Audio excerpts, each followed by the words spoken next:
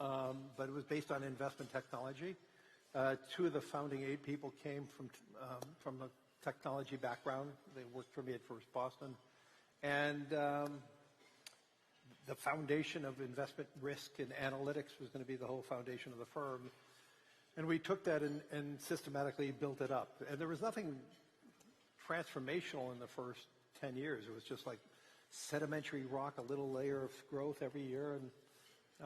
And then we went public in 1999, 25 years ago.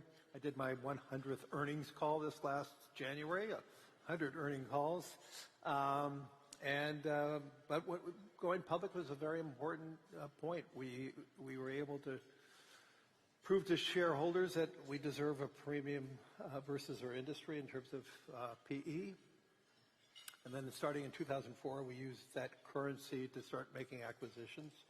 And then over the course of the years, we built that up, and we built a global presence, a presence in equities. In 2009, when we bought BGI, iShares had $340 billion. That's the ETF. Yeah, ETF, and now it's $4.3 trillion. So you bought that right in the middle of the financial crisis. We were talking, what gave you the courage to buy something like that when everybody thought it was over?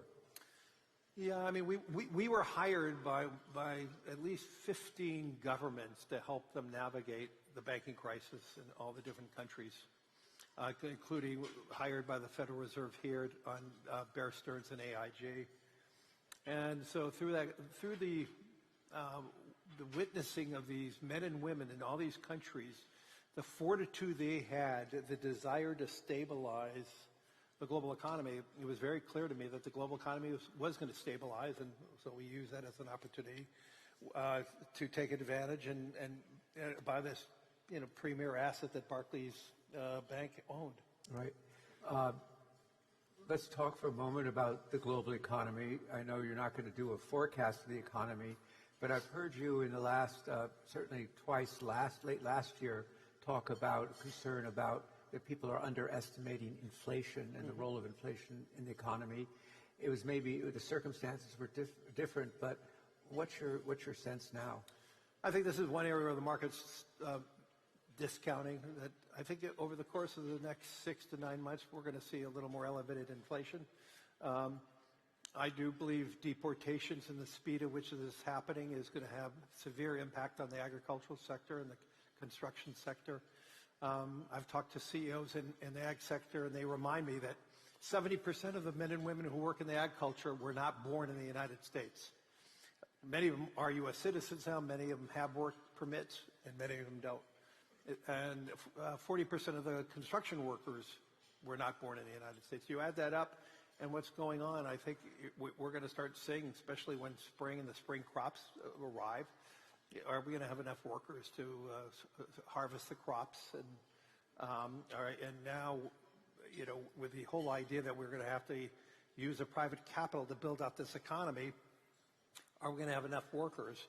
I've even told members of the Trump team that we're going to run out of electricians as we build out AI data centers. We just don't have enough. So all of this is going to just have embedded inflation in it. But over the course of the next few years, my belief is we're going to have big deflation because of the advancement of AI and robotics and how that's going to reshape the economy. So, short-term inflation, short-term issues, but long-term, I think we're going to see a real change in the long-term makeup of where inflation is going to be. So for the short term, it's really shortage of workers. Shortage of workers, but I believe one of the reasons why we had 20 years of deflationary pressures, which obviously harmed a lot of U.S. workers, but those deflationary pressures were because we had the ability to import quite a bit overseas. And that's what kept prices down for so long. The themes today are very different. As we start focusing on more, I would say, focusing on how to build our economies, and each country are trying to think about how do we build a more robust economy, we're walking away with some of the themes that really kept inflation contained or down. And I think if we all are becoming a little more nationalistic and I'm not saying that's a bad thing, but it does resonate with me that it's going to have elevated inflation. When I go to Washington, when they talk about these policies, I ask, at what cost are you willing to tolerate that? Yes, we may have more opportunities to create better and more robust jobs, but then the offside of that will be, it will create probably a little more elevated inflation in the short run. Right. So we're obviously a lot of conversations here this morning through the conference about AI, but I don't think anybody has raised the question that you raised about the deflationary impacts of AI over time. Maybe you might share your thinking on that. Well, I mean, if you see the advancements that what AI and robotics can do, it's going to change almost every business that we could think of. It's going to change, if you're just witnessing what's going on in Ukraine related to war and how war is being fought through drones, or how Israel was so successful in Lebanon with Hezbollah. You're seeing how technology even changes war, and I think this is going to be an accelerant. And I think President Trump and how they are re-looking at all the agencies right now. This is going to be, if you could overlay what technology can do, we probably need fewer people. It's going to change everything. And if you think about it, if war is fought in a whole different manner than we are used to, do we need as many people in our military going forward, or do we need a different type of person? And you can take that in every different business across the board, how that translates and how that transforms. I was with a CEO, an Asian CEO that builds phones, and they're now applying AI robots, robots that have much more tensile dexterity, that they believe over the course of the next 2 years, their workforce will be down 30% with the advent of more technology and more robotics. If you translate that across all the economies, everything, we're going to have shortages of jobs in some things, like I said, in construction and electricians, and we're going to have job changes in many other industries that robots through AI are going to supplant. So, in other words, if you're thinking farther down the road, you really have to think about the social implications and the social adjustments, turmoil. The social implications are pretty frightening, and we have to be thoughtful about it. We have to be working towards this. We, the private sector, must work with government and work together, and how can we shape this together? Right. So that's something that will. Right. Yeah. Something else that you've talked about is, actually relates to energy. Energy pragmatism is a phrase you've used. Yeah. Things we know don't stay the same. And it's always struck me about energy, whatever the conventional wisdom is, 2 or 3 years later, it's changed. How is your thinking about energy and how to approach energy, climate, environmental questions? Well, Dan, you wrote a really good piece on this. Foreign Affairs. Yeah, Foreign Affairs, what, a month ago? Yeah, right. I mean, I could just copy what you just said, but with 2 other people. But it was a really good here. piece Yeah. with Peter.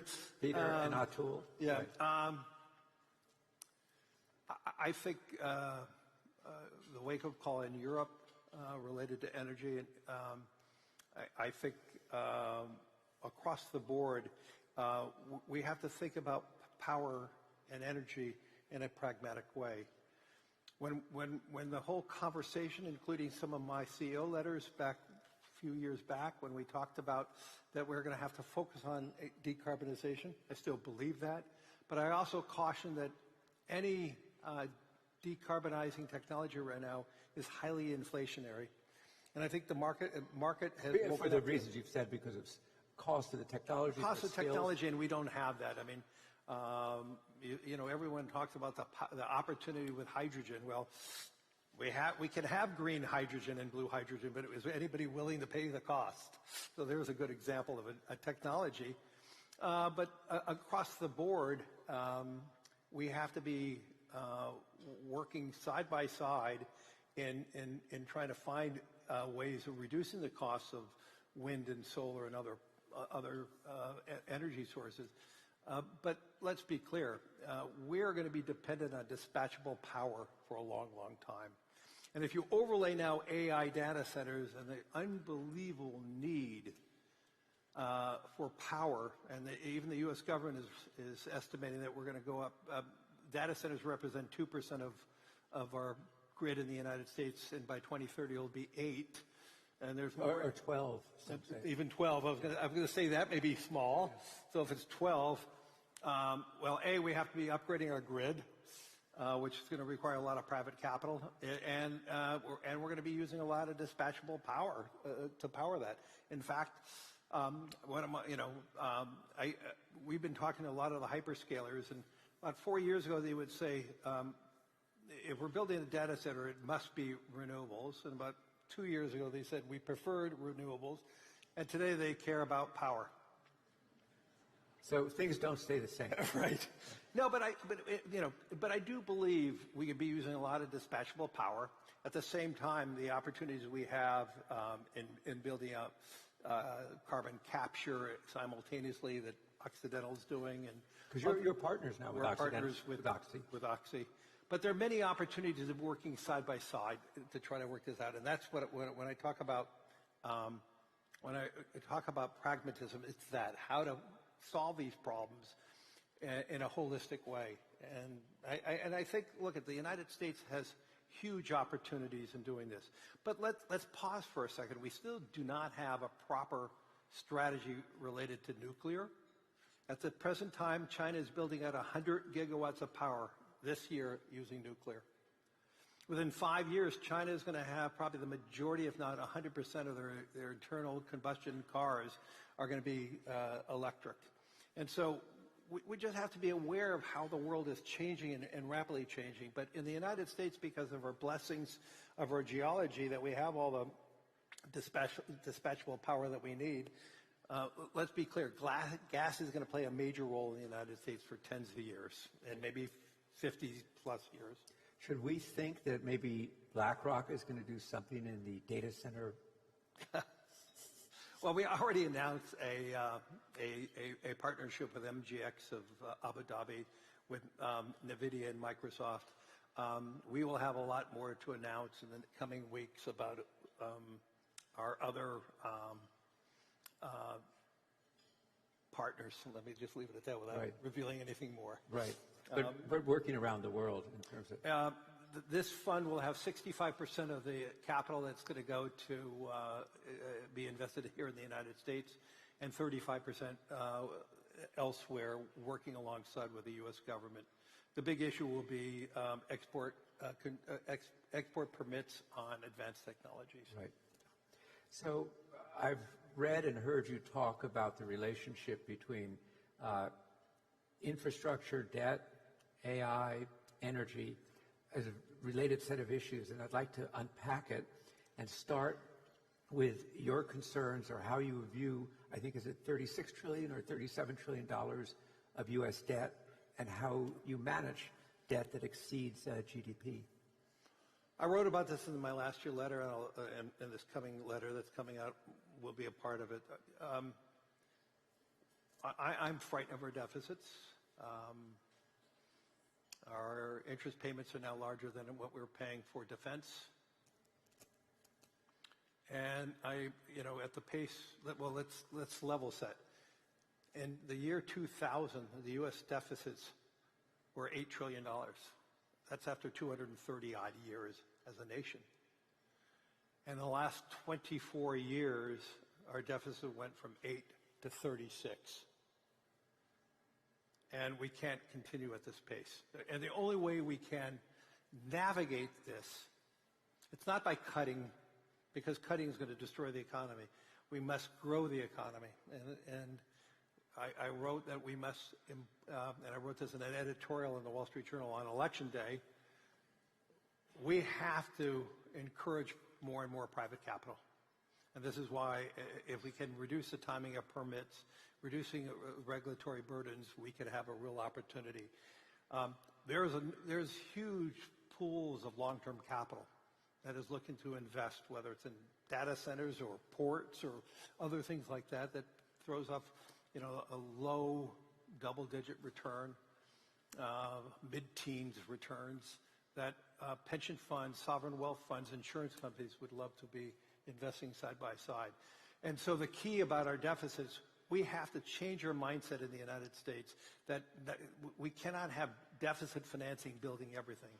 We need to be, and that goes to also municipal financing, because we're taxing all the municipalities too, because we have such huge, it's estimated we have over $2 trillion as a country in deferred maintenance. And so the need to employ both private capital working alongside with the public sector is going to be tantamount for us to grow out of our deficits. And if we don't do that, our deficit's going to burden us and burden our children, our grandchildren. And it's going to really be the biggest impact. Let me just say one other thing. If there is ever a question on the vitality and the importance of the American dollar, that's where the deficits will really be impacted, because 40% of our deficits are financed by foreigners. That's not a good position, especially with all the geopolitical issues that are going on right now. And so we just need to be much more mindful. But there are answers, and the answers are, let's work with the private sector. Let's try to find private capital together, working together to build out our infrastructure, and to get our economy to grow 3+% over the next 10 years. If we could pull that off, our deficits are going to be a smaller percent of GDP.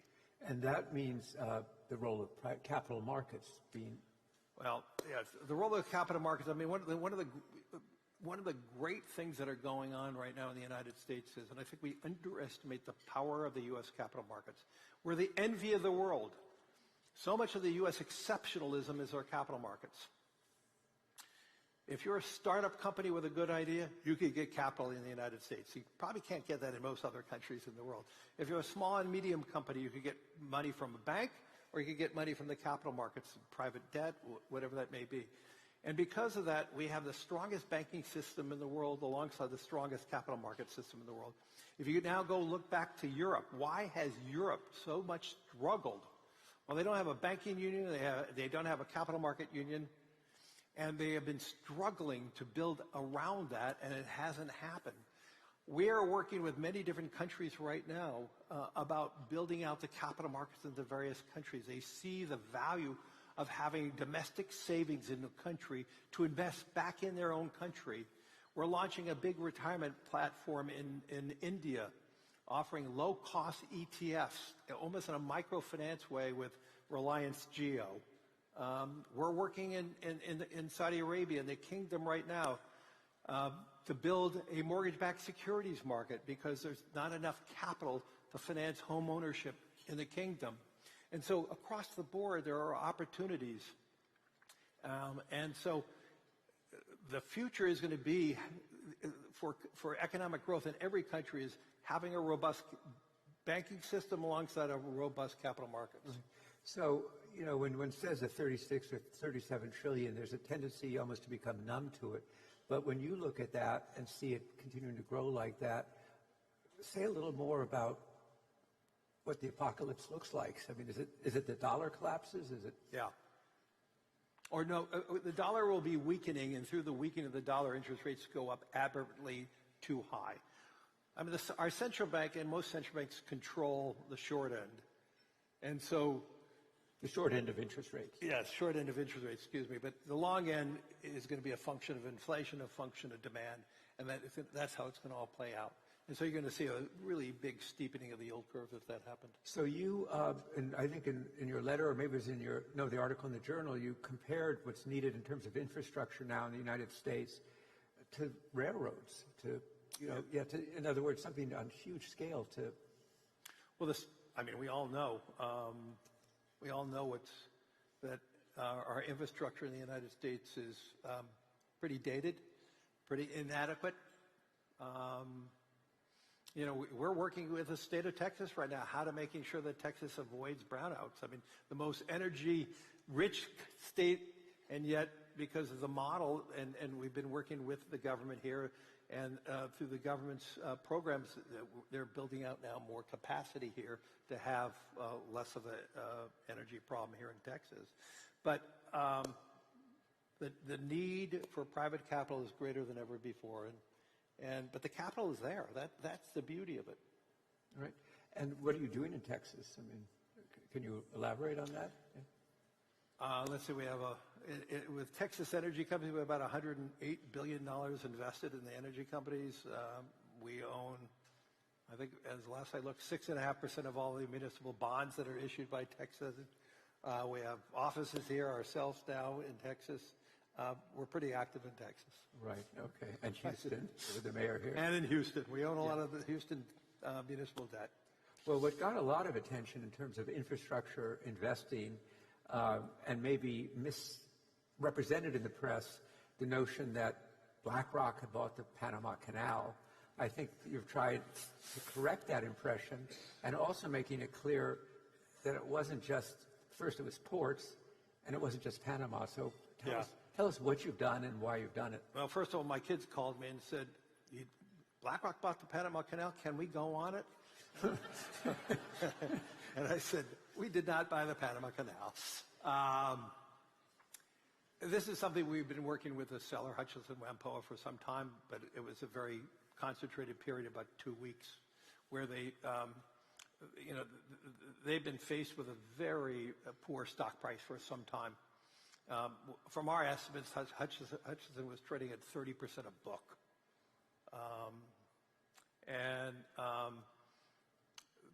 And they decided, after much deliberation, to see what the market would take related to selling their 44 ports in 32 countries. I mean, there are 6 of the ports are in the Suez Canal. No one ever mentions that one, or all the other ports that are around there. Six just in the Suez Canal. Yeah. But through through GIP, which is a company we bought last year, there was a partnership between GIP, BlackRock, and the largest shipping company in the world. And they own a port company called Till. We had the most strategic, I would say, partnership to build this out. And through this acquisition, we are going to have 100 ports in our portfolio. And we look at this as a real milestone and a real opportunity. Unfortunately, the far left and the far right didn't mention that we bought 44 ports. They mentioned we bought 2. And so the total consideration, I would say the 2 ports in Panama represent about 4% of the total consideration value of that transaction.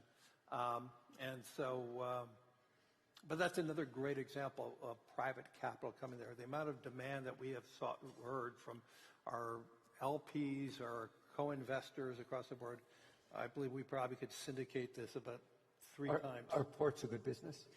It's a great, stable business. If you believe that the world can grow at 2 or 3%, maybe 3.5% a year, that means even with tariffs and other things, it means the ports are going to be quite active, and they're going to throw off, as I said, 15, 16 type of percent return. And it's, I guess, a conviction about a global economy. Yeah, and we are a firm believer that the world economies over a long cycle are going to be fine. There are going to be opportunities, and the need for global trade is only going to be larger and stronger, not weaker. Yeah. And do these ports all work as one? Will they all work as one company, or is each one a sort of standalone venture? Well, I mean, Panama has, I think, 5 or 6 different ports, so there's different owners there, and each of them have different concessions depending on the country where they are. But we'll see how this all. Are you going to give your kids a tour? No. Okay. They can go on their own. For this audience that's thinking, it's 37 years since you got started, a lot of change in the capital markets. You talked about some of the landmarks. I wonder just what stands out at the most, and when you look to the future of the capital markets, what's changing now, and what do you see ahead? I know it's a big question, but No, but Dan, every year we're seeing the capital markets doing more. I mean, think about the growth of private credit. The growth of the private credit market has been extraordinary. And it happened at the same time when the banking regulators raised capital standards to the banking system. And that was the beauty of America, because we had a capital market. So if you think about it, post the financial crisis of 08, 09, banking regulators raised banking capital standards by 20, 25%. Well, that sucks out 20, 25% of available credit. And that's why it took Europe a lot longer to rebound. But the United States, the capital markets was robust. And as you watched over time how much more the capital markets took on the responsibility of financing small companies, medium companies, opportunities. And to me, this is what's every political leader I talk to is asking the question, how do we build out our capital markets? Even a country that has a pretty strong capital markets like Japan, a year and a half ago, the Kishida government doubled the tax exemption for putting money into your own self-retirement plan. And it was no coincidence. After that was announced and after people were putting more and more money away on a tax-exempt basis, how much the Japanese stock market rallied. And it was a great example of if we could get savers into long-term investors, and this is a lot of my letter that will come out in the next few weeks, savers that turn into investors and investing back into your economy, the multiplier effect that is so much more enormous. And this is why I spend so much time talking about retirement. In fact, on Wednesday, we have this big retirement conference in Washington, D.C., and we believe retirement is one of the great crises of America that nobody wants to talk about. And I'm an optimist. I'm really optimistic about the world. I'm optimistic that the U.S. exceptionalism will continue. The one area where I'm frightened of, if we cannot get more people to feel more comfortable that they can be living their retirement years in dignity, we're in trouble. And I think a lot of the uncertainty we see, the angst we see now is so many Americans are ill-prepared to retire with any pool of savings so they can live in dignity. And this is a crisis that we don't talk about, and those are the things that I worry about. And I just juxtapose, we did not talk about the credit bubble in 07, 06. But you saw this bubble, and everybody was just joyous over that opportunity, what was going on. And sure enough, that was the bubble that burst in 2000. So you're willing to talk about the crisis? I'm surprised how many members of Congress are coming to the conference, but this is something that we all have to be focused on. Every CEO in the audience, we need to be focused on how to ensure our employees have the right financial literacy so that they can navigate their own retirement. As we moved away from defined benefits to defined contributions, so we took the liability off us, passed the liability onto the individual, but we have not provided as a country, as companies, enough of the financial literacy issues to help them guide over this long journey. And the problem is, it is a long journey. It's a 20, 30, 40-year, 50-year journey for so many people. And because it's a long journey, we don't talk about it because, today we're talking about the immediacy of issues, not about this long journey. And until we start addressing this crisis is only going to get bigger. And so this is what this retirement. So this is obviously very top of your agenda to address it. Well, it has been, but we're elevating it in a large way. Yeah, no, I was struck I think it was in your letter where you talked about the pension that your mother had as a teacher. Well, she had a great defined benefit plan. Right. And so she had certainty. When she retired, she knew what her monthly paycheck was. Right. And we lost that. Any thoughts about what the outcome of the conference will be, the takeaway? You want to? Of the retirement conference? If we could just create a higher narrative, if we could start focusing on, as a country, what are we going to be doing about it? Think about all the small businesses that don't provide any retirement, and how do we think about that? How do we make this a conversation across the board? And to me, this is the beauty of this country. When we have a conversation, we fix problems. When we don't have a conversation, we delay the problem. Right.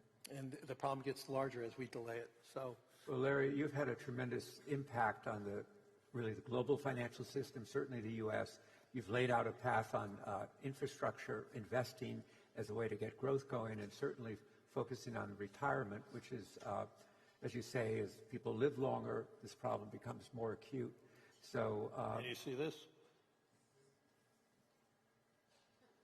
Make energy great again. Yeah. Okay. So let's end on Make Energy Great, and also but really thank Larry for coming and sharing this level of thought that grows out of so much experience and insight into the global financial system. So join me in thanking Larry Fink. Thanks, everyone. Thanks, Dan.